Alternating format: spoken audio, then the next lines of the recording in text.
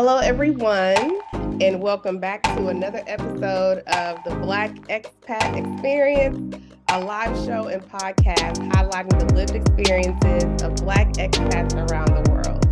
I am Kendall Tyson, your host, licensed therapist, and fellow Black expat. And as always, today we have another great episode in store for you today. And I would like for you to welcome our newest guest, Sharon Ehrlich, to the show. Hi, Sharon. Hi there. Good afternoon, good evening. How are you? I'm good. The sun is shining, the air is clear. I have another great guest, so I am in really good spirits. How are you? I'm doing good. I was just telling you before we went live that it's very cold where I am, which is in Vienna. But besides that, in the holiday spirit, very much in the holiday spirit. I can only imagine how just beautiful Vienna is right now during the holidays. It is. Like it's really pretty. That's Eastern Europe, right? Yeah. It's the easternmost Western European city in Europe. Oh, wow. So right on the border of Eastern Europe, like Czech Republic, Hungary, Poland, like Prague and all that. What country is that? I'm in Austria. Okay, that's what it is, Austria. I was going to get it wrong. I was going to say something like Brussels, but then I knew that wasn't it. No, it's Austria. It's a very tiny country of 8 million people. So compared to the city that you live in, this is just kind of like a spot. A blip on the map, right? Yeah. But Beijing is 21 million, if I'm not mistaken. And I'm from Houston, Texas, and that's literally on par the size of Beijing. So I really want to give you the opportunity to kind of give us an introduction into who you are. Please tell us about yourself. Oh, how much time do you have? Well, let me start with the obvious. So I'm Sharon, and I am a native New Yorker, born and raised in the Bronx. So I am a city person through and through. I am a middle child of a Puerto Rican mother and an Afro-American father. And I identify as Afro-Latina. What else can I say? I'm the mother of an adult child, a 21-year-old, and married for a really long time. My husband and I have been together for 25 years. And I've been living in Vienna, Austria now for 23 years. So I've been living abroad almost half of my life. Oh my gosh. Yeah. So, before the internet, I moved here, before, smartphones, before, all of these easy possibilities that we have to stay connected with each other. I found my way to Europe and, had to deal with, all of the challenges. It's gotten a lot easier. Let's put it like that. In terms of my education, I have an MBA in business management with a specialization in hospital administration. And my first career was as a hospital administrator. Wow. In New York City. And I really loved working in that area and really loved working with the community. But when I moved to Austria, I had to change my careers because I just didn't speak German and there was no chance for me to work in healthcare anymore. And professionally, I've had several reinventions. And so, I think I'm on Sharon 4.0 now. So I started a career in healthcare and hospital administration, and then I ended up in IT for a really long time. And then I moved out of sales and moved into sales enablement because I am a teacher at heart and really like teaching and facilitating learning, and I consider myself a lifelong learner, and that's primarily where I focus my energy now is in that space. And I'm also a coach as well, a sales coach, a professional coach. So and I bake cookies and sell them as well. So I mean I'm all over the place. I'm everywhere. I love it. I just okay, so just to hear you kind of give the rundown of the iterations of your career and the different levels that you've gone through in your life and that you've done most of it abroad. I was literally having a conversation with my mother this morning. talking about possibly meeting a mate and living abroad, because I love being international, right? Don't get me wrong, I love the US, but it's just something about being an expat, living immersed in another culture, that really just feels like home to me. And so when I heard you share all of these, developments and growth opportunities in your life, and you've done a lot of it abroad, it gives me a lot of hope. Yeah, there um, is. and It's I'm it's so the intrigued. possibilities are unlimited. It just depends on how resilient you are, how open you are to pivoting, and saying yes to opportunity. I think that's one of the fundamental elements of my existence living abroad is looking at everything as an opportunity and understanding where I fit into those opportunities and how can I expand on them and how can I make them work for me. I love that. So you literally just gave me the title of your episode, or at least an iteration of it, looking at everything as an opportunity. I'm curious. Well, I'm going to say I'm curious so many times today. It's, when you think about when you first had the idea, or whose idea was it for your family to move abroad? If I recall correctly, you've been married 25 years and living abroad 23. Yeah, yeah, yeah. Okay. So I met my husband, who is Austrian, in New York. So he was working at the same hospital I was working at, but he was there on a 2-year visa. And so, there was a time when his visa expired and he had to return to his home country. And he asked me if I would join him. And I Wow. said, sure. And so I didn't know that joining him meant we would get married. I thought I would join him just like kind of to hang out and have a good time. But Yeah. then he asked me to marry him. And so I married him. And so that's how we came, because it was just impossible for him to practice his profession in the United States. He would have had to repeat a lot of his education, and he just wasn't open to that idea at Yeah. all. And so it just seemed like the right thing to do, with absolutely having no knowledge on how I would make money, if I could ever learn German, if I would ever make friends, how I would survive being separated from my mother and my sister.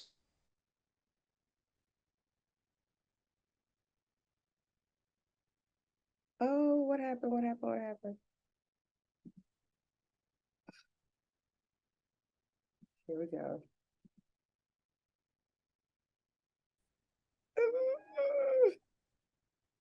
I lost you. I know. I don't know what happened. So this is what Mhm. happened. See, I knew I should have said anything about the internet. Oh my gosh. Because Yeah. this happened. I don't know if it was my side or your I side, don't but I don't I know. I lost can you. edit it Yeah. out. Okay. Yeah. But I do recall that you were sharing when asked to move, like how would you be able to withstand just the distance, right? Yeah. Yeah. Yeah. Yeah. From It's family. exactly. I lived with my mother until I was 27 years old.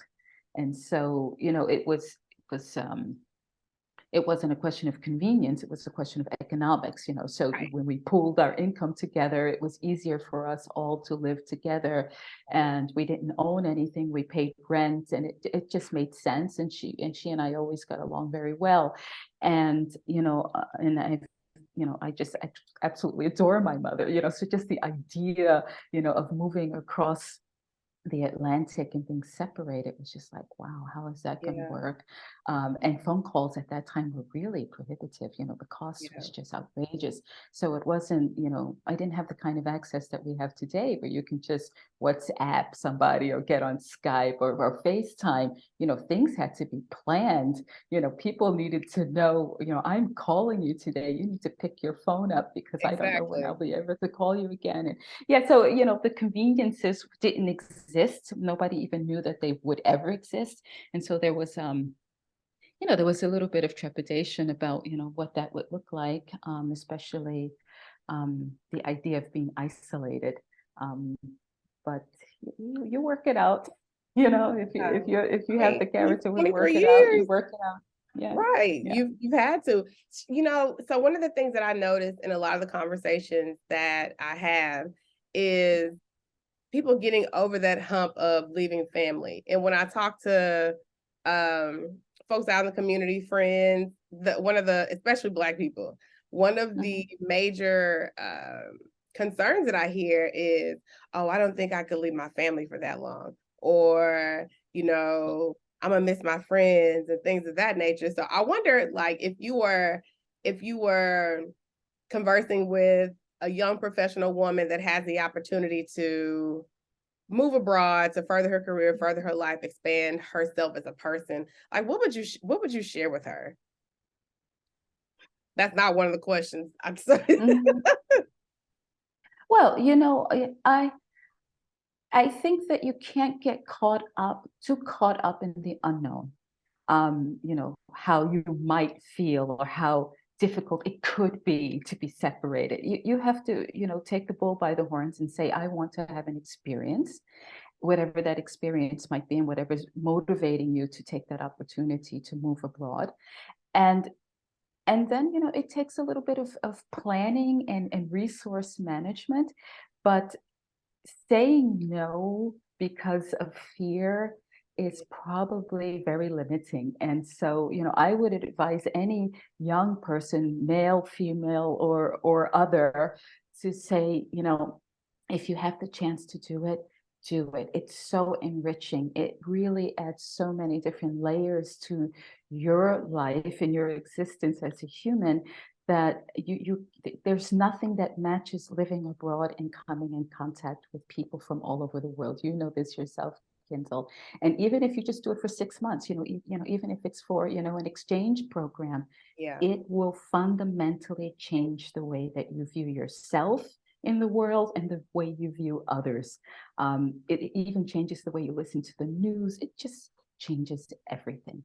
I agree. I would definitely agree with that. And I would say that it has been, although there have been some very challenging moments over the last five Oh, years that I've yeah. been in Beijing, it Yeah. has literally been I would say, like, one of the best experiences, most salient experiences of my life, and will Mhm. definitely influence the trajectory of the rest of my life, personally and professionally.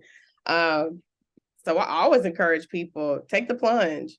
It's not as bad Yeah. as you think it would be. The fear of is always less than the actual Yeah. thing that you're gonna embark upon. So Yeah. for sure. I want to ask you, when you think about one of your most defining moments abroad, I wonder, I'm sure there are plenty. What would that be? What would those be? Defining moments. I would say in terms of career, that I don't think one can underestimate the impact moving abroad can have on your career if your career is not what's taking you abroad. I mean, there are many people that move abroad because their career takes them there. But in my situation, that was not the case. I had to completely figure out, how am I going to do this thing over again? And if you're a person who is completely identifying with your work and you realize that you cannot do that abroad, that's going to take a lot of adjustment and a lot of self-talk, and and sometimes even negotiation with yourself about what you can accept in terms of salary and position, because you're just not going to match it one to one when you move. It's not that realistic. I mean, people who have managed to achieve that, I would say, are probably the exception and not the rule. So one of the big, one of the pivotal moments for me was, having this come to Jesus, conversation with myself and saying, you're leaving a middle management role with a career that is on a trajectory going up and basically starting from zero again. Wow. We're talking about 1999, so the world was different then. I was about to And that graduate was, high school. yeah, yeah. And so it was a big deal. It was an Yeah. absolute big deal, to figure out how I was going to maintain my independence, because I've always liked working. I've been working since I was 15 years old. Um, I had absolutely no vision of being a housewife or a stay-at-home person. Um, that's just not who I am. And so really being open to the possibilities and saying, I'm just going to try this. And, the salary is crap, but I'm going to do it because I need to make friends. I need to have a routine and, and believe in the process. Yeah. I just really believed in the process that I'm going to go through this and we'll see what the outcome is. I knew the outcome was that I wanted to work. I know that the outcome was that I wanted to have a career, but I didn't necessarily say that I had a goal that, well, I want to be a vice president or I want to be a director. I just knew that if I invested the right way and put the right kind of time and energy into what I was doing, I would get to where I needed to be. And it worked for me. It really did. It sounds But there like are some humiliating moments. I tell you, my first paying job was teaching English. So I went from earning a 6-figure salary in New York to, being paid in shillings. So I guess at the time, my salary was probably about 12 euros or $12 an hour.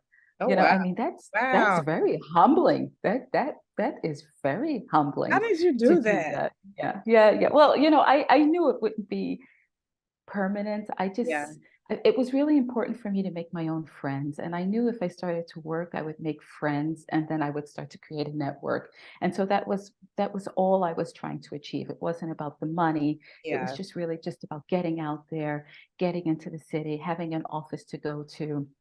And that didn't last long. I did that for less than 6 months before I Yeah. moved on to bigger and better things. But Exactly. yeah, it's very humbling. Yeah, I could only imagine just the level of what do I want to say? It just influx, right? That it must feel like to have made such a huge transition. And I've been using the word iterations a lot because we develop and we evolve as people. And I wonder, what do you think has been one of the mindsets or tools that's allowed you to evolve in the way that you have to get to this point after 23 years? Mm. I mean, I would say flexibility. Um, I'm incredibly sociable, and so I've always put myself out there. Um, and I have talked about what it is I'm trying to do, because what I've discovered is if you keep things to yourself, nothing moves, right? Because you're the only one who knows what you want to do, and it's Yeah. everything is in your head. And what I discovered was when I started to be social, because I always was, so I was just looking for opportunities where I could be sociable, but in my own language because I couldn't speak German, and start to meet people and say, hey, I'm Sharon and I'm here and, I'm looking for work and these are the skills, because I didn't know what kind of work I could get. So Yeah. I just kind of flipped everything on its head and said, yeah, I've worked in healthcare for X amount of years. And these are the skills that I have developed. I have my education and I have my skills, and where are those skills applicable? And so this idea that are going to stay on this same trajectory all the time, you sort of have to break that down a little bit and say, what talents do I have and where can this talent be valuable? And that has been, I would say, the single most important thing that I've relied on to navigate my career is always about the skills that I have and the value that I can bring to any organization. And when you start to reframe your abilities in that way, then you can work everywhere, right? The sky is basically the limit. You can work in Yeah. any industry. You can work in any country, providing that you can speak and be understood and understand others. And then, and sort of lose these hangups or this inflexibility of working in a particular industry or space, that just kind of opens up the whole world to you. Yeah. I really appreciate that. a lot of people think that, or at least I talk to, people and they're just like, oh, I couldn't do this, or I couldn't go there or live there, because what would I do, for a living? And I think that you said something really important earlier, that if your identity is really wrapped up into the thing that you do, that can possibly cause a lot of trepidation and just crisis of, life crisis, I would say, if you're really not leaning into what are the transferable skills that I have to be able to make it in any industry if I choose to live anywhere in the world. Because that's actually one of the things that I notice a lot, looking on the expat app, that Char's created, or just other like messaging boards and sounding boards for expats. I see a lot of industries, tech and DEI, things of that nature, that would probably never be things that I would have thought that I could do. But when you look at the nitty gritty, the daily, what does the job actually entail? Right. There are lots of transferable skills that people don't really know that they could utilize, especially educators. I know a lot of people that are really thinking of taking an early exit from education, and they're really nervous about, but what can I do? Right? I'm just a teacher. And I'm just like, oh my God, you're literally selling yourself short. Like, yes, teachers can do literally anything. If you think about all the things that we do on a daily basis, or, mental health professionals, thankfully I can do work anywhere. I just want to ask you, I'm just really inspired just by even in the short time that we've talked about being able to go and thrive in a foreign place and find like your place and grow into the woman that I would imagine you've wanted to be, or maybe even versions of yourself that you never knew were possible. And when you think about, how do you think you have grown as a person, at this stage of your life? When you think about maybe, let me see, I'm 41. When you first moved into who you are now, what do you think are some of the major ways that you've been able to develop and mature, and get to this stage in life where you are? One of the things that has become increasingly important to me, as I've matured, is relationships. I have a very small family. I have a brother, a sister, my mother, and an aunt. That's my whole family. I don't have any other people than that. And so, I've had to build a chosen family. And these people, and it's not a lot of them, because I realize I don't need to have a lot of people in my life that I trust and who have my back. But my chosen family has become so important to me, that I can hardly imagine thriving anywhere without having people that I can rely on. And I was quite transactional with my friendships when I was in the States.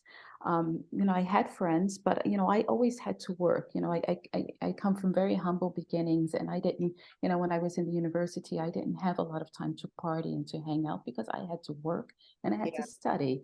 And so, I didn't have, the luxuries or the economic means to be on spring break and to do a lot of the things that a lot of other people my age were doing. And so I don't have any friends from that time, because I didn't build any lasting friendships. And so, friendships have become very, very important to me. And the other part is, I view my partnership with my husband. This is a marriage, but this for me is a real partnership. And I think my idea about what it means to be in a partnership has evolved over time. The reliance on having someone in your life where we're coming from two entirely different cultures. We were raised entirely in two different ways. But we have agreed upon, a way to raise a child together. and we agreed upon the importance of our respective families to us. So that was never really, I never really had concrete thoughts or good role models for that, because my nuclear family when I was growing up was not very, I wouldn't say it was a role model for what Yeah. partnership looks like. And so, that's something that I didn't have an idea. I didn't have any good examples of it. And, over the course of my own marriage and my own partnership with my husband, that has also changed a lot as well. So I would say that those are two areas that, over the course of 23 years, I can see a real shift in my thinking about my need, my investment, because I mean, it is an investment in relationships, whether they're friendships or otherwise, and the importance that those folks play in me being who I am. I love it. I love it. I love the agreements. We're making these agreements to live life on our own terms, right? And carve out the kind of life that is going to meet the needs that we have in order to be fully functioning and actualized individuals, and just the importance of partnership. And one of the things that does come up a lot in my conversations is like that concept of chosen family that you spoke about. And when you think of the importance of community with your ability to thrive in Vienna for, I don't want to get it wrong, 23 years. Yeah. What is, well, like, what were some of the things, what were some of the non-negotiables that came into play when it comes to choosing the people to allow into your life, and to take, root as part of your chosen family? The non-negotiables. Well, I think I was really fortunate in that I was able to bring my family, my real family, to Vienna to be with me at certain times in my life. Um, I wouldn't say it was a non-negotiable, but it was really important. And again, as a couple, we decided that it was something that was worth doing. So when my son was small, when I was pregnant with my son, my sister came and she stayed 1 year Oh, wow. with us here in Vienna to help with me, because I still didn't have a lot of deep friendships Yeah. then, and that there are expenses associated with that. You have to get papers. People just can't live wherever they want to live, so that needs to be Right. arranged. My mother lived in Vienna for 10 years, and we went through all of the rigors to get her a visa. It was not easy. My husband had to sponsor her. So my situation is very, very unique in that I had my own people here with me at different stages. Yeah. And that really helped make me feel very whole having them. Now I don't, now I just have my husband and my son. My mother has gone back. My sister went back many, many years ago. So that was something that was important that we were able to make happen. And I know that that's not a reality in a lot of countries. And actually, that's not a reality in Austria today, because the immigration laws have changed. Everything is completely different. Everybody is anti everything these days. And so it's not easy to make those kinds of things happen. But of course, as with American passports in those times, that was something that could be facilitated, because people do not understand the strength of an American passport. I mean, it's Listen, just, if there's a passport food chain, we're at the at the top of top. it. Yeah, absolutely. Yeah, Irrespective of what our skin color looks like, this exactly. passport opens doors, and people, I think people underestimate that. So Yeah. that's one thing. The other thing is, in terms of my friendships, I think that for me, friendships are about, it's not about 50-50. I call you today and now you're going to call me next week.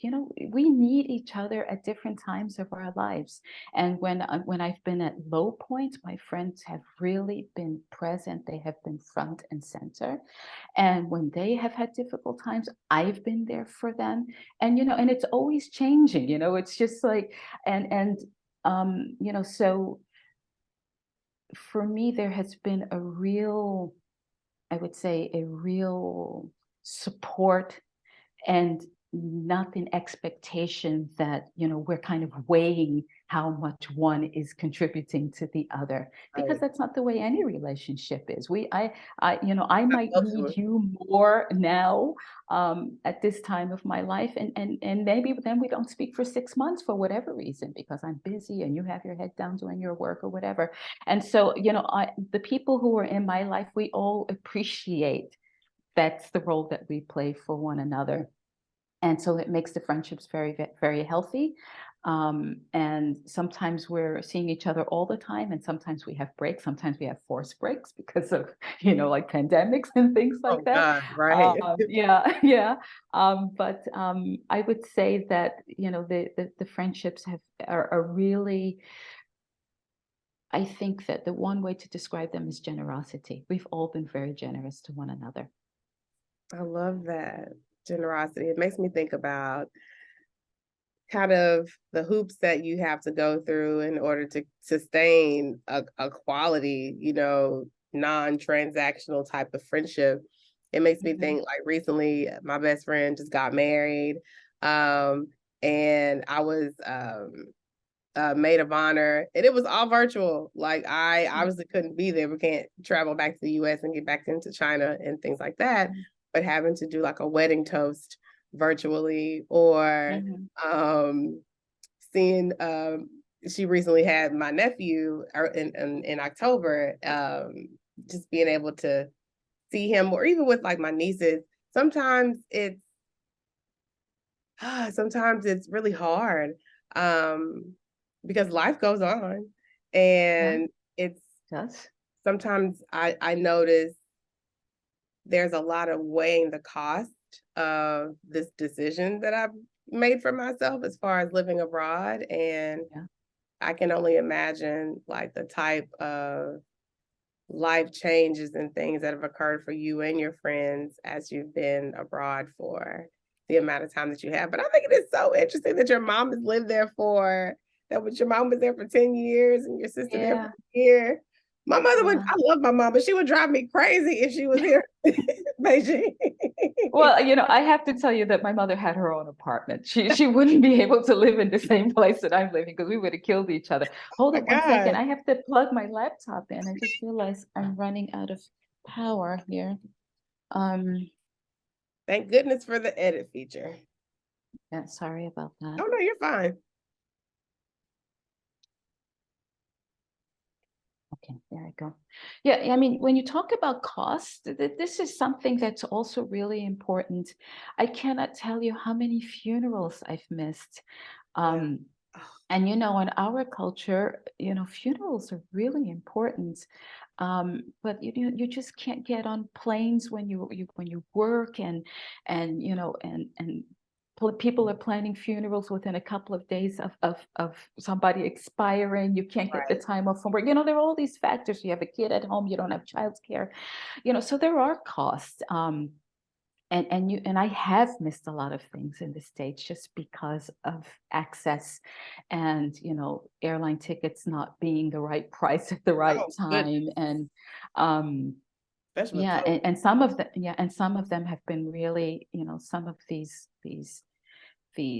costs have been heartbreaking, not being able to be someplace when you needed to be there. Um and there's really nothing you can do about it. You rationalize it one way or the other, and it's sad. Yeah. And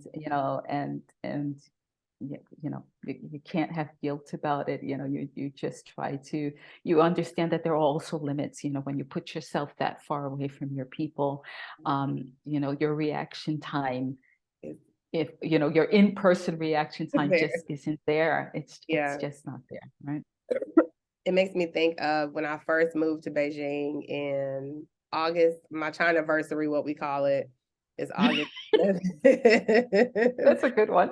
I love it. August the 7th, 2018. And Mhm. January of the next year, 2019, I went home for Christmas. Or was it Chinese New Year? I don't even remember. But my grandfather was sick. We knew that he would likely pass away soon, so I'm grateful that I was able to see him. And as soon as I made it back to Beijing, he passed away like a week later. Yeah. And that was a It's tough. very difficult moment. And look, I had a coworker, that just felt compelled to pay for my ticket to go back home. Otherwise, I wouldn't have been able to afford to get back to the US. And it makes me really, grateful for, again, established connection and relationship and people really stepping outside of themselves to support you, especially being, an expat in the communities that we're in. I kind of want to center on community for just a few more minutes, and then we'll definitely dive right into mental health. I know that just, personal experience, being an expat is one thing, but being a Black expat is another. Yeah. And that tells me a lot. I'm just really curious about, your experience being an Afro-Latina woman in Vienna 23 years ago, and just how like you've been able to transition, culture-wise and things like that as a Black individual, a Latina individual living in Vienna, which I imagine doesn't have a ton of melanated people. Yeah, that's right. Please enlighten me on how that's been for you. Well, the experiences have. I like to think of it as as a spectrum, and so the spectrum has included, you know, on one side of the spectrum is the outright racism. Yeah. Walking into shops and people telling you, please leave, you can't afford to buy anything here. I've had Oh that my experience. God, are you kidding me? What? And the other side of the spectrum being that people don't even notice me, and that I'm, a Black woman, right? And then everything in between. And so, I mean, there are lots of things I can say. I don't like to relive trauma because, there are just some things that are really triggering. If I start to speak about them, the same emotion that I had, when it happened, sometimes, it comes back in full force. But what I can say is this, Austria has its history. Let's not forget the role that this country played in the Second World War. And people are not very open to foreigners of any stripes. Wow. And you could imagine, when there was an influx of people coming from Syria in 2015, it really resurfaced some of the behavior and some of the thinking of people as it relates to foreigners who are not white, because the behavior is completely different now when we have Ukrainians coming across the border who are white. And this is a country that is, I guess, more than 90% ethnic Austrian people, so it's not like, or at least in this city, it's not like living in London or in Paris where you would see more people that look like us. So racism is real. I think that there is also, I come out on the winning side of that because, if I speak German, people immediately recognize from my accent that I am American. So I'm already put into a different box than if I would speak with some sort of an African accent, right? I'm treated completely differently. My skin color is not that dark. So the amount of racism that I've experienced is a lot different than racism that my friends who have browner skin have experienced. Right. I have a mixed race child. And so I had to, have a conversation with my husband before this child was even born to explain to him, we have to protect him. Yeah. He, everybody will think he's small, but he might be seen as a threat as he gets older. And my husband, he refused to believe that because he said, well, no, he comes from a good family. His father's a doctor, his mother's an executive. And I said, no, that's not the way it works. No. That's not the way it works. And you know what? My son has a car and he gets pulled over all the time for no moving violations at all. He gets I'm so pulled over. sorry. I mean, I don't have the same fear that I would have if he were in the States being pulled Yeah. over, because I know that that has real serious implications. Yeah. But nevertheless, you know, I was really saddened when he said, oh, mommy, the police, they pull me over all the time. And because the registration is in his father's name, they see that his father is a medical doctor, and then say, oh, your father's a professor. And then, you know, they kind of let him go. Yeah. And I just think, you know, if he didn't have this registration, what would happen then? You know, what Right. would they give him a rough time? You know, so it's real. On the other hand, I can also tell you that my color has worked to my advantage, because I'm always the exotic person. I'm the one who walks into the room and people say, oh, I mean, maybe not so much these days because there are more people that look like me in Vienna. But I can Yeah. tell you, you know, when I first moved here, you know, and I'm very tall. I'm 5'10" Oh, you are and tall. you know, yeah, I'm really tall. And then if I wear a 3-inch heel, I'm way over 6 feet tall, right? And so if I walk into a room, people notice me, um, and therefore there's, you know, either positive or negative attention. It depends how that works. And I don't even want to talk about corporate and how that it manifests I itself used to work in in corporate America, organizations. so I get Yeah, it.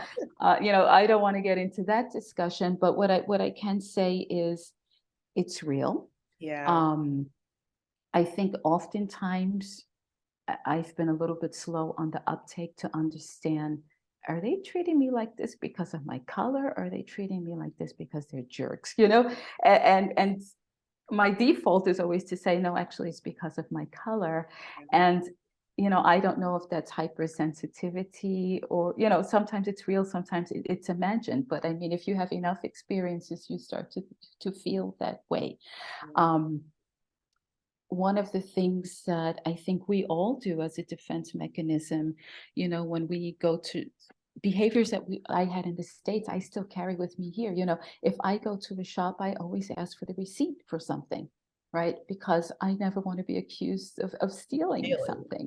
Ooh. You know, I mean, it's crazy, but you know, this behavior that I had from the States, I still have it here, although nobody has ever accused me of stealing anything here. So you take a lot of that baggage that you had from the States and you bring it along with you. And so I have some of that baggage Yeah. with me.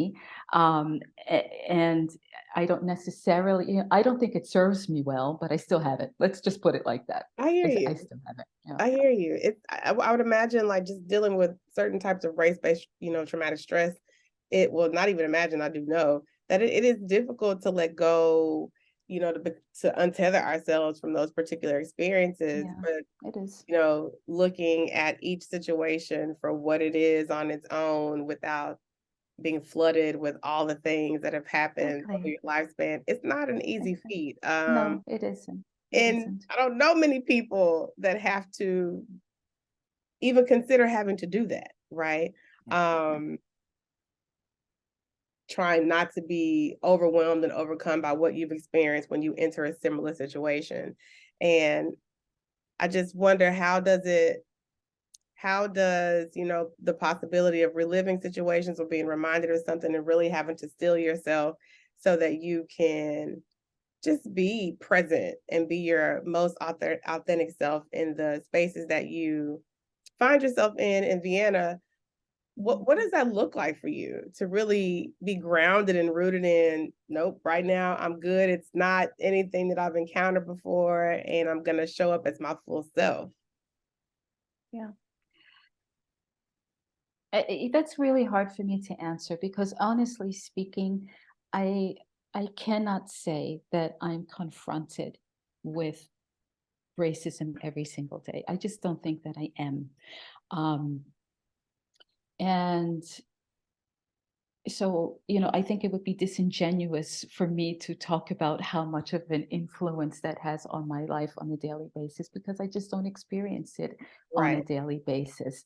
I'm in, you know, I've been working remotely before remotely was a thing, you know, so I've been doing that for a long time. I've worked for, you know, American companies, I worked for a Russian company, I worked for a French company. So, you know, I've had different sort of experiences in that sort of space.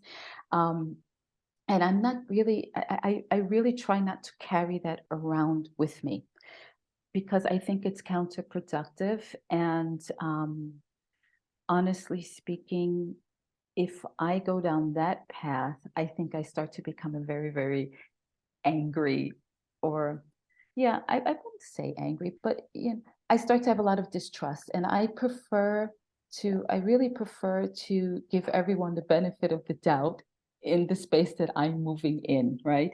I mean, if people show themselves, you know, to be who they really are, Right. I don't look at that with rose-colored glasses, and I will call it as, you know, what it is, right? Right. But I try to move in a space where I'm just saying, you know, this is how I'm existing in this world that I'm in. Most of the people are really cool with who I am, and every once in a while there's going to be an asshole, you Yeah. know, and Yeah. and I like to consider them the Yeah. exception rather than the rule. Yeah. But I also think that I live in a bubble. I live in a very privileged sort of existence here in Vienna, and maybe um, if I didn't live in that sort of existence, things would be different for me. So I mean, I really want to be really open about that, that it's not something that I'm experiencing every day, and it's not something that's on my mind every single day. It's on my mind now because my son is going to the United States for Christmas. I'm worried Mhm. about him because he might be driving my aunt's car. That's worrying me more Yeah. than him and I and how we're moving around in our space here in Vienna. Yeah. Yeah, that's very, very valid and very fair. And I'm actually really happy that that's not that those particular situations aren't things that you're constantly bombarded with. Because it's a lot.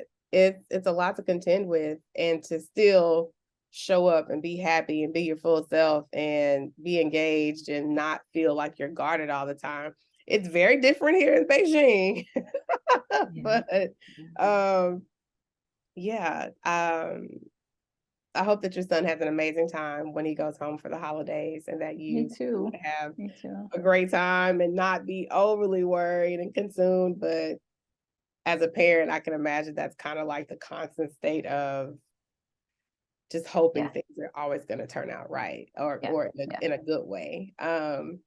I kind of want to And shift. nobody will appreciate that he's a mixed race boy. He's just, when he's there, he's a black man, right? Yeah, yeah, Dangerous exactly. black man. And so that's what worries me, That's it, particularly when he'll right? be driving. You know? Yeah. Well, hopefully, again, none of I hope that it is as drama free as it can be, and that he has an awesome From time. your mouth to God's ears. Yeah. Yeah.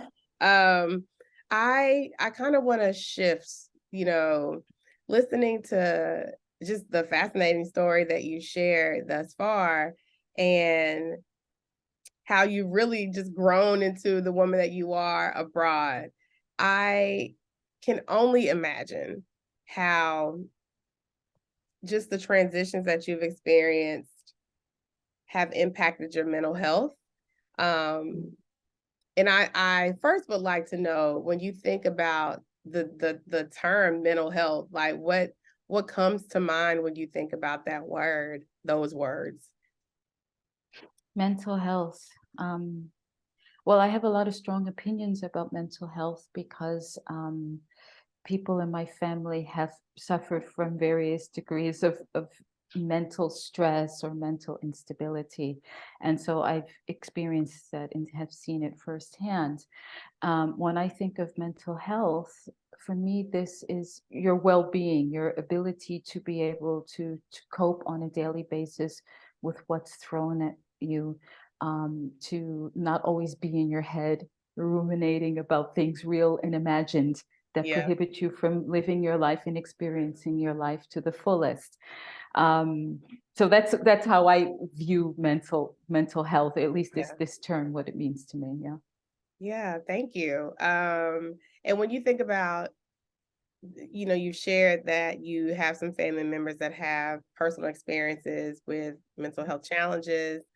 Mhm. Um, I just wish more people were honest about that. That's kind of like the impetus for me doing this show is for people to normalize the fact that everyone at some point or other in their life will have a bout with some sort of mental health challenge.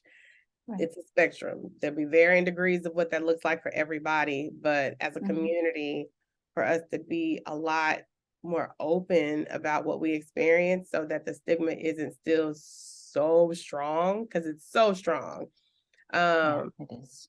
it makes me think about something that just recently happened. There was a famous performer out here, or in America, a young black man. I'm 41. He's 40.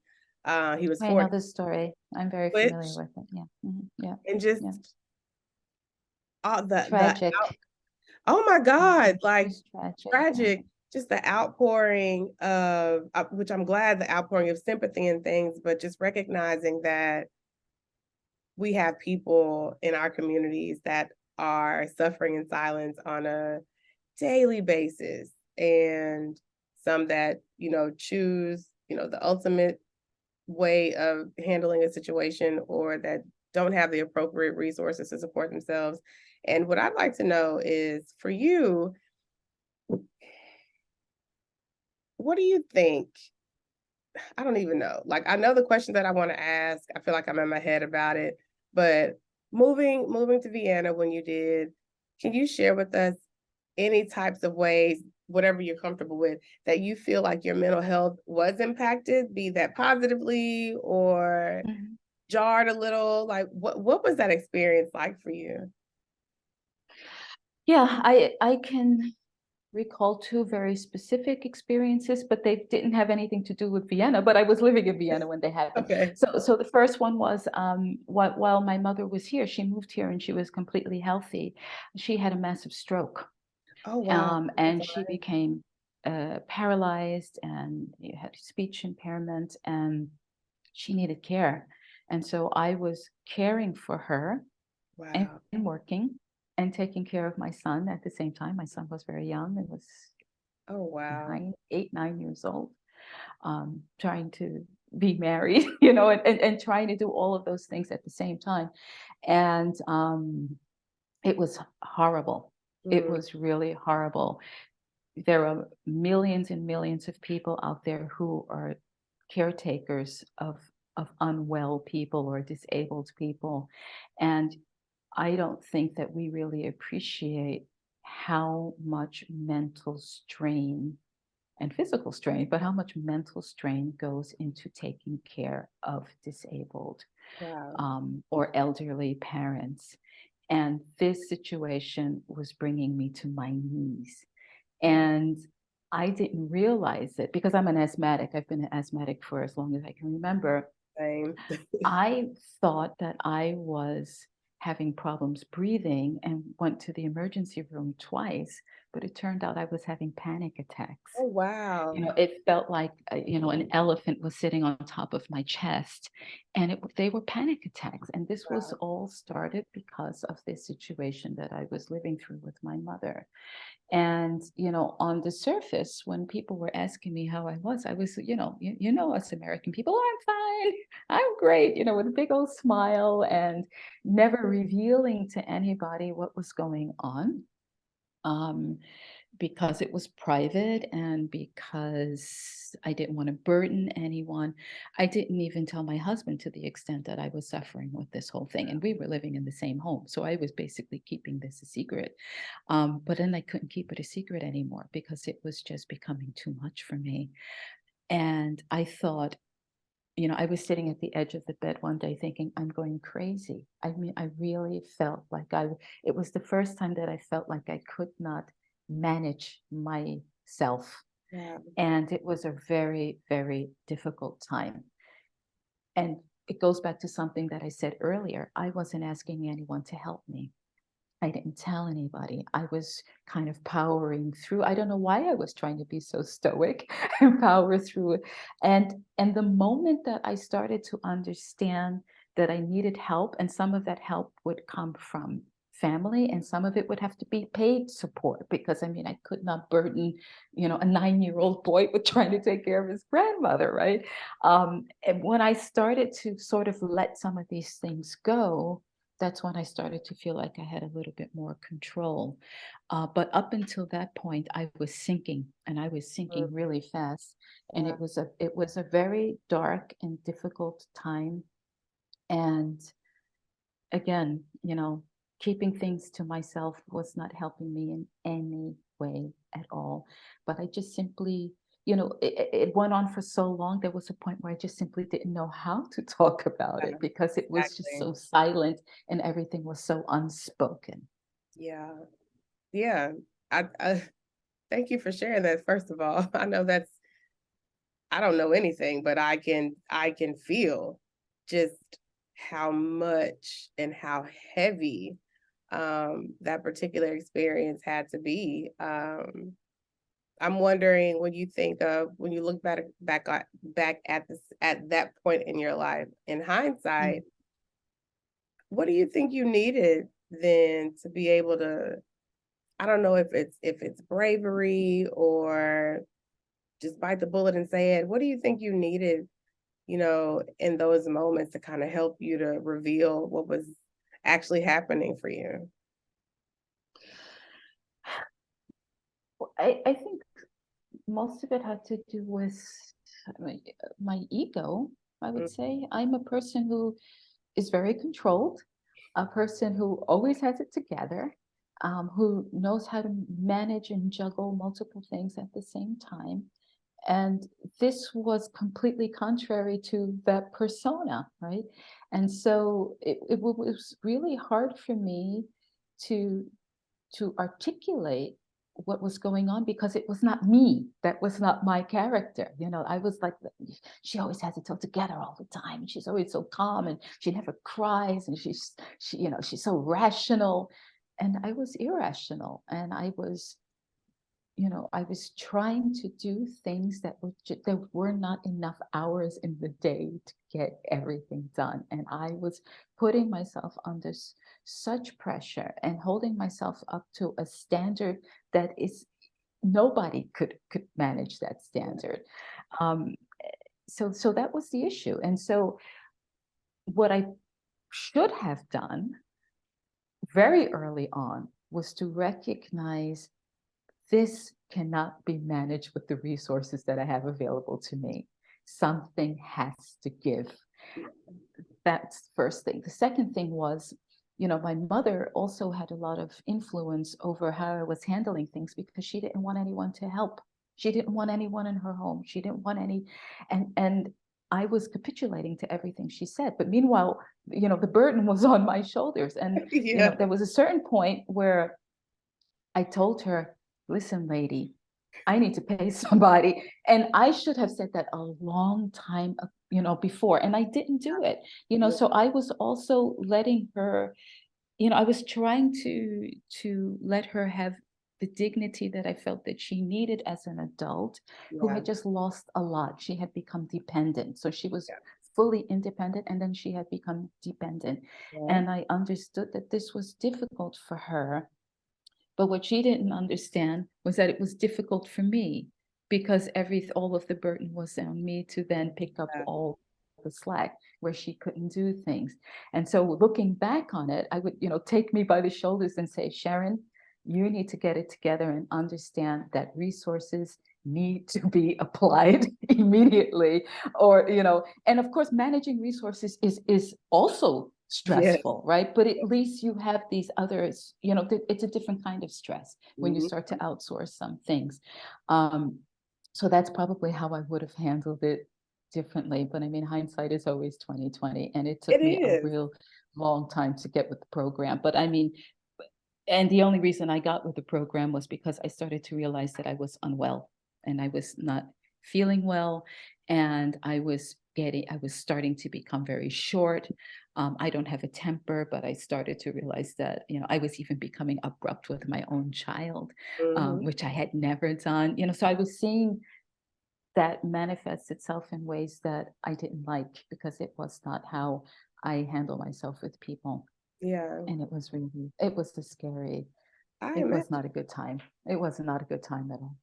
I imagine that, again, thank you for your candor and sharing that experience. It's something else to be able to set boundaries with the people that we love, and strike that balance of, I really appreciate how you sharing that you wanted your mom to be able to heal with the dignity that, she deserved. But then it's also on the flip side, recognizing that doing all of this is really to my own detriment. So Right. Yeah, what's the middle ground? And I exactly. often find when working with people that are caregivers of family members, it's a very difficult bridge to gap to bridge. When it comes to how do you take care of yourself to the best of your ability while also assuming the caregiver role to these people that you care about. It's That's a very lot difficult. to Yeah. contend with. Yeah. Um, Yeah. And again, I consider myself very lucky because it's one thing that you can get here, which is really affordable. You can mhm, get people to help you. If I had been experiencing that in the States, I'm not sure I would have been able to afford what I, the stopgap measures that I put in place. I don't think I would have been able to afford it. oh And here wow. I could afford it. And so, you know, I always tell people, I'm not happy that my mother had a stroke, but I'm glad that she had a stroke here in Austria because she had health care. She was completely insured. We could pay for her to have a companion, and it didn't put us into financial ruin. And so there were some advantages that, being here afforded me. And I don't think I would have had those same advantages if this would have happened when we were in New York City. Yeah, I hear you. When you're sharing that, it makes me think about when you think about the types of supports that you were able to receive to kind of to improve your level of mental wellness and functioning. Mm. Again, you share whatever you're comfortable with. What did that look like for you personally, and what does that system of mental health care look like in Vienna? Well, I did not take any advantage of mental health professional. For me, getting my time back was more important than anything else. And so I was trying to find ways that I could have, I started small. I said, I just need a half hour where I could just sit down and have a coffee and not, be accountable to anyone or to Yeah. anything.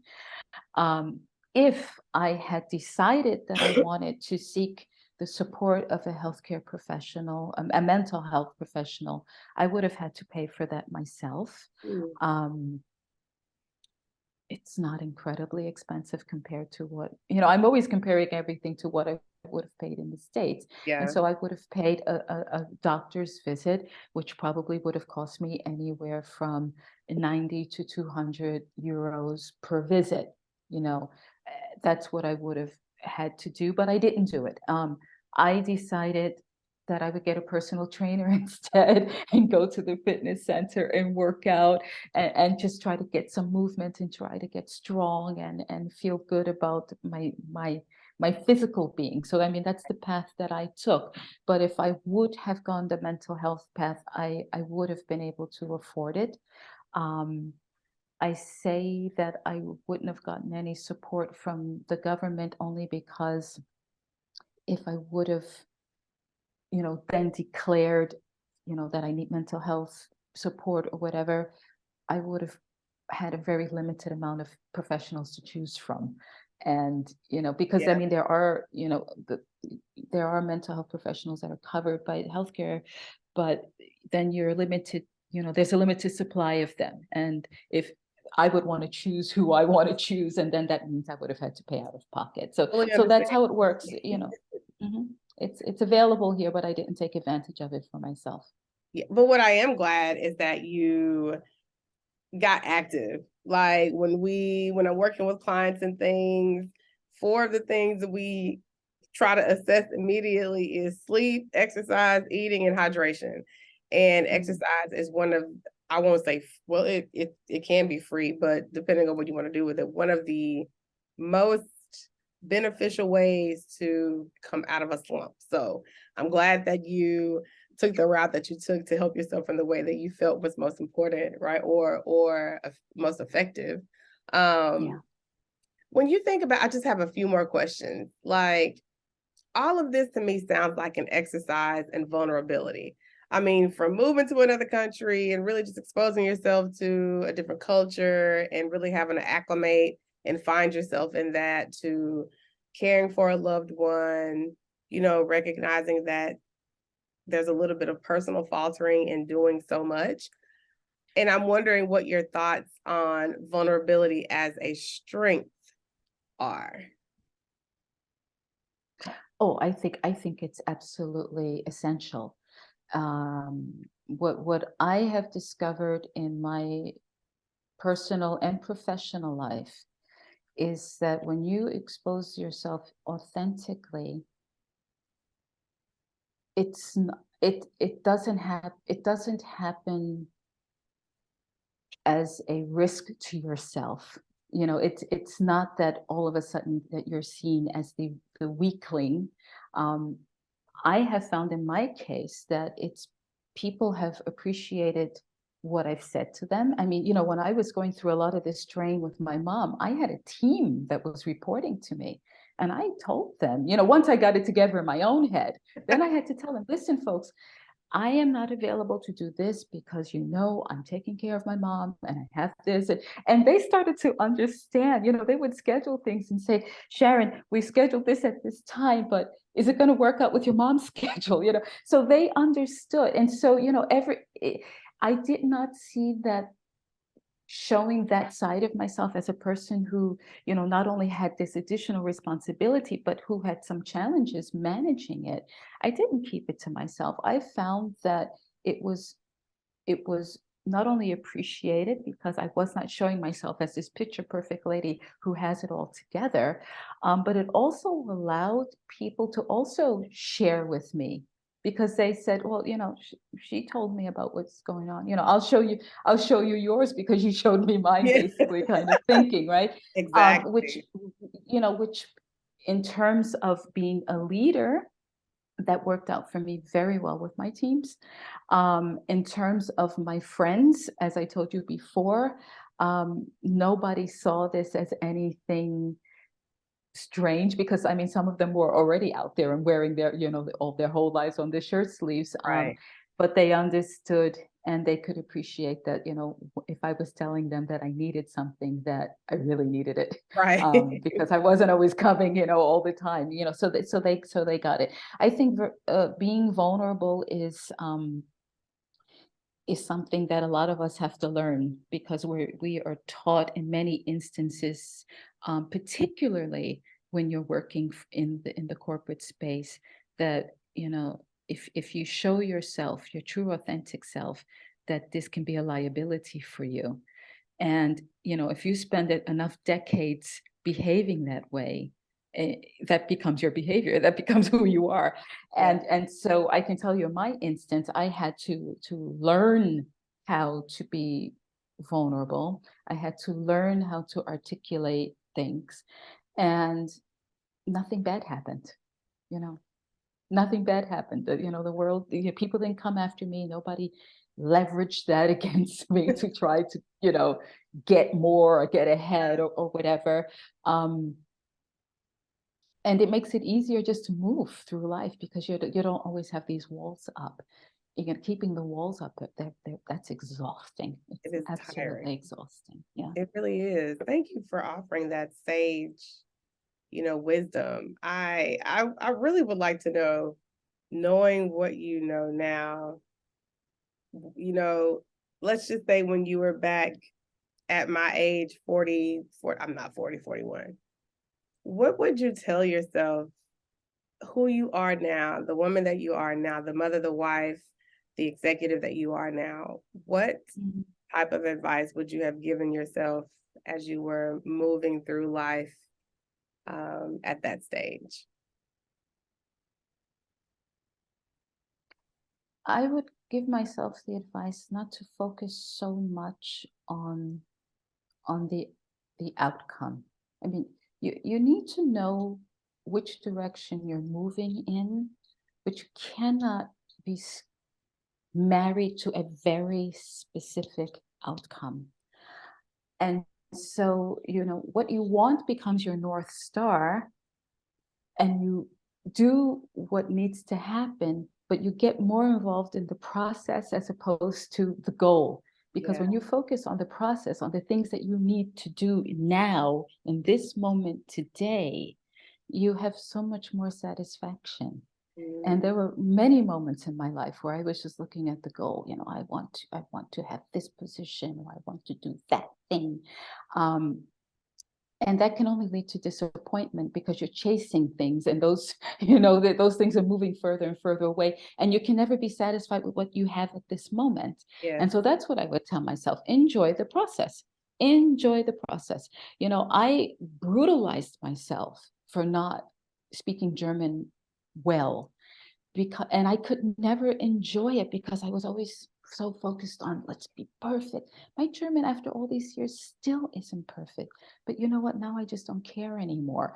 I just, I can be understood, and I understand everybody. And guess what? My German has gotten so much better since I released myself from this pressure of having to speak C1 German. I don't look at it. I don't want to take that test. I don't care. I just want to talk now, right? And I want to be able to write an email now. That's what I would tell myself. And this would just take so much of a burden off of, chasing things, and really allow me to have lived in the moment and enjoy the things that I was doing. I love that, living in the moment. Thank you for that. It really reiterates something that my mom said this morning about the process.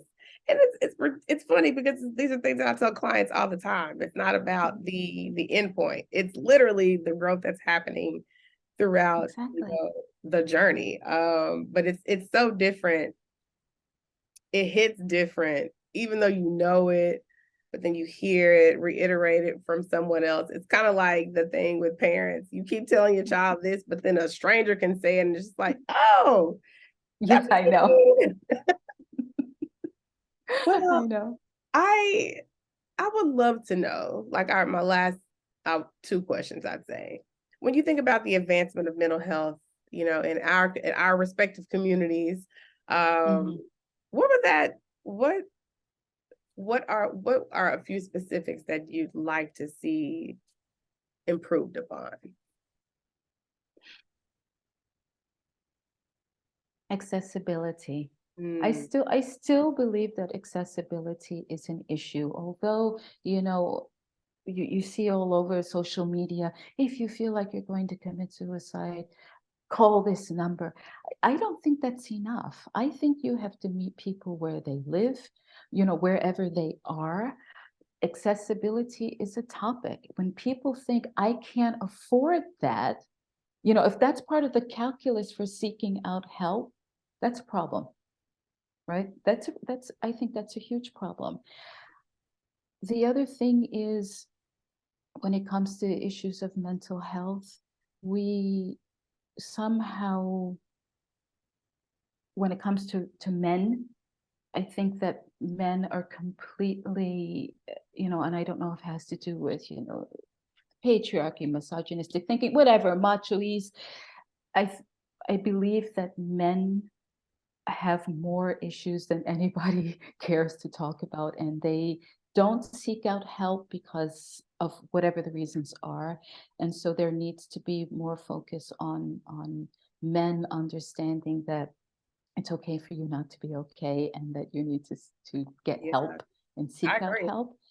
I think that's another topic that is really important. And of course, now that I don't know if we're living in a post-pandemic world yet, but at least we have these 2 years behind us. I think there are a lot of people out there who are in a very, very difficult stage now. The idea of remote working, although on surface sounds really great, and everybody has the aspiration that they want to work from home, there is a level of isolation to that nobody ever considers. And if you are home all the time with no contact with people, physical contact with people, this cannot be good for anyone. And so organizations they have to make some accommodations to ensure that their employees are well. And I don't know what that looks like because I'm not an expert. But you can't have, you say that we're not going to pay for commercial rent anymore. Everybody's going to work from home. Wow, we're saving a lot of money. Well, actually, you might be saving money on paying for rent, but now you have a lot of mental cases working for you because these people are home. When they look at their laptops, they're triggered because they know that the laptop means work and stress. So your home is not even your sanctuary anymore. There has to be some way to accommodate so that people are well under those sort of circumstances. And there probably is not enough research done yet because we're so, this whole thing is so nascent, but there definitely has to be some change and some investment on how to support people who are remote workers as well. Yeah, I agree with that. It's glamorized a lot. Completely. Working from anywhere in the world, which I know with my profession I can do, but there is this through line, like you said, of isolation.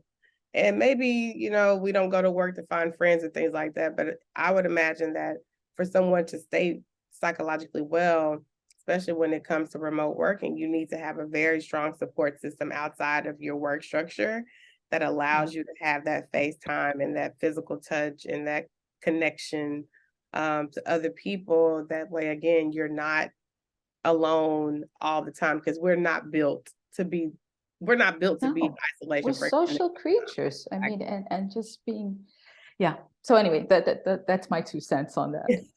Thank you. So last question. You've done this thing for your life. You've moved abroad. You have a completely, it sounds like, thriving life in Vienna, family, career. I'm wondering, what are you most proud of? What am I most proud of? I love that.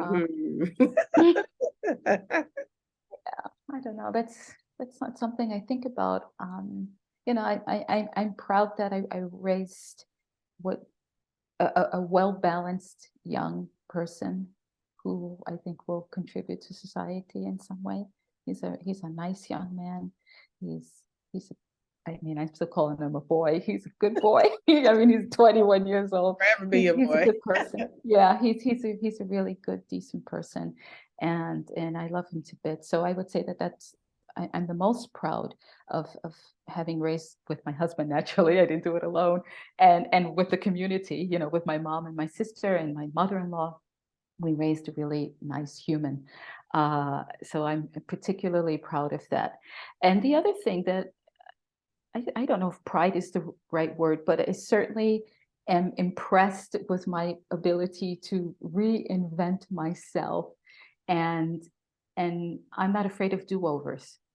That doesn't scare me. If I'm unhappy, if I'm disenchanted with the industry or with the people, I don't have an issue with stepping out and trying something new. I just don't. I'm not afraid of it. Since I've moved here, I know that I don't have to be afraid of it. And I've done it so many times now. It's just a question of, when is the next version of Sharon going to happen? Is it, this year, next year, the year after that? And so, I'm not afraid of updates and version changes. Yeah. I think it's enriching.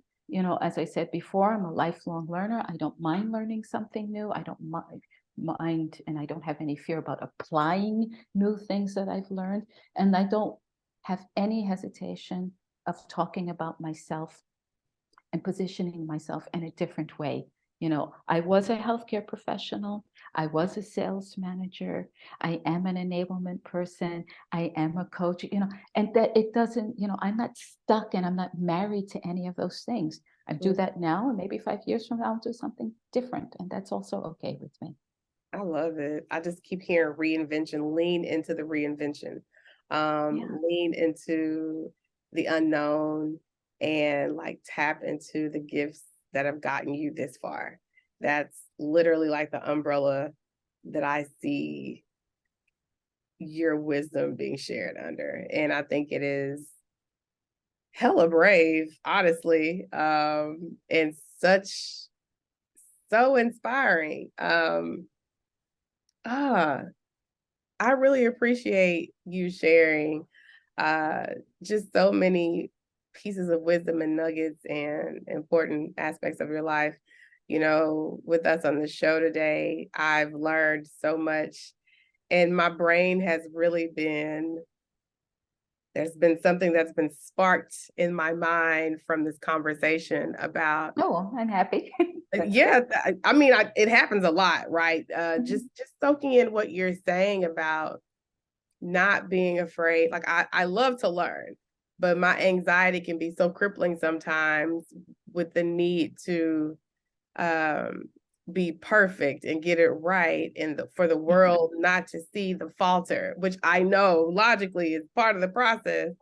But just to hear you sharing what you're sharing, it kind of just hits home that it's okay, right? That's part of the process. That's part of being human. And I pride myself on really wanting to have an authentic version that I'm showing to the world, especially as a mental health professional, because there's not, that perfection does not exist. So just to hear you sharing the things that you shared, I'm really grateful for your honesty. And just for us being able to make this happen, honestly. Yeah. Well, please tell us. I don't know if you do social or any of that, but if you share your journey with the world, you know, what is something that you're currently trying to put out into the world, and how can we follow your journey? Well, I have to say that I'm probably one of the few guests you have that isn't all over social media. So actually, you can only find me on LinkedIn. Okay. I have an Instagram account, but I never use it. So you can find me on LinkedIn, and I'm posting fairly regularly about, mostly about, things that have occurred, or things I've observed with, through my coaching of people and life experiences. It's a lot of observational stuff. I'm never the one to talk about a product and buy this, or I'm not that person. So you can find me on LinkedIn. Otherwise, yeah, you can find me on LinkedIn. Basically, that's where you find me. Yeah. I'll definitely follow you on LinkedIn. I feel like I'm building my own community of expats and guests, just a wealth of knowledge from everyone. So I'm really grateful for you taking the time to talk to us. And I want to just share with everyone out there. Thank you once again for tuning into the Black Expat Experience. We gave you another amazing episode with another, amazing guest. I encourage everyone to keep taking risks, keep impacting your communities, making sure above all that you're prioritizing your mental health and that you are seeking the help that's available to you. Please share this in your communities, and we continue to look forward to offering you quality content and more impactful people as we show the world that Black people thrive and live abundantly everywhere, and that our mental health is our priority. So thank you. And with that, I am going to say bye. Thank you, Sharon. Thank you very much. It was my pleasure.